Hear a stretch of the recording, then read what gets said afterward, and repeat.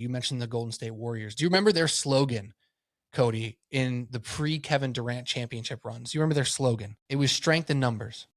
Oh, yeah, okay, That yeah. was there on their t-shirts, right? The t-shirts they gave away at the arena, it all said strength in numbers, right? Because we want to remember these teams, and we remember Steph, we remember Clay, remember Draymond.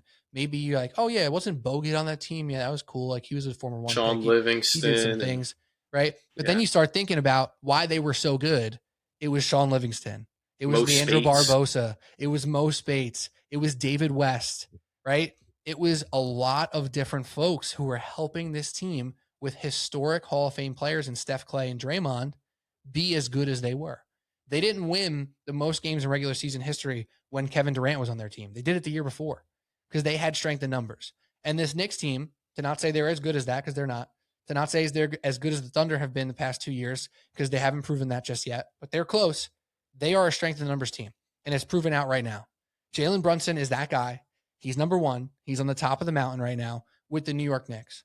But they are not who they are right now without Cat, McHale, OG, Hart, Deuce, Shamet, Mitchell Robinson, Jordan Clarkson. Like their benches come in to play other benches so much in this playoffs more than I ever expected. And like Tyler Kolek comes in and dominates, right? Like they just got a real team. And to go back to that Pacers series last year, Pacers, took their lunch, had crazy comebacks. Halliburton's a dude. He's obviously out for this entire year.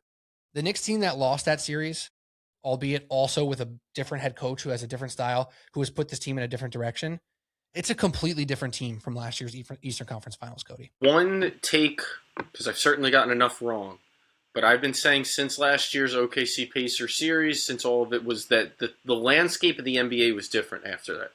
That you needed to have more than just a 7-man rotation to withstand these playoffs now. It was one of the things I had talked about early with the Knicks team and how impressed with their roster I was because of the construction of having ball handlers, adding Jose Alvarado, who doesn't give you big minutes, but I'm certain he's a great locker room guy, and I'm certain that he gives you good enough minutes during the game. But he's another ball handler to add with Jordan Clarkson when he plays, to add with McHale and Jalen Brunson. You got multiple bigs with Mitch and Cat. You've got multiple wing defenders. You've got shooting options with Shamet and those other starting options. Like, the Knicks are a well-rounded team. The Spurs are a well-rounded team. The Thunder, we know the depth is a well-rounded team. It is what it takes right now. This is the current landscape, right? We've seen things like having a pair when it was Kobe and Shaq, and then it turned from having a duo to a big three, and then that big three became kind of like the Spurs took that out, and then it just shifts and shifts. And right now, in my eyes, where we are is needing somewhere between 8 and 10 guys, legitimately, to be able to withstand the physicality and the grind of a playoff series.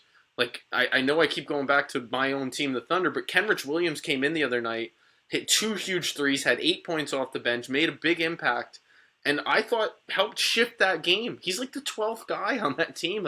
But that's the type of things that I think it takes. It's why I believe the Knicks are a very, very legitimate team threat chance. Mm-hmm. Spurs, Thunder alike. These teams are deep now. That's what it takes, in my opinion. Very deep, very versatile, a lot of different skills. Stand clear of the closing doors, please.